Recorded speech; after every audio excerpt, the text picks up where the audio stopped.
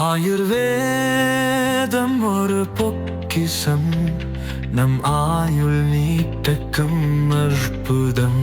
Doctor Srivarma's. மயான கொள்ளை நிகழ்வில் சுவாமி மயானத்திற்கு செல்லும்போது திமுக கவுன்சிலர் பணத்தை வாரி இறைத்ததால் போட்டி போட்டுக்கொண்டு பக்தர்கள் பணத்தை பிடித்த சம்பவம் பரபரப்பை ஏற்படுத்தியது. கள்ளக்குறிச்சி மாவட்டம் உளுந்தூர்பேட்டையில் உள்பேட்டை ஸ்ரீ அங்காளம்மன் மயான கொள்ளை திருவிழா வெகு விமர்சையாக நடைபெற்றது.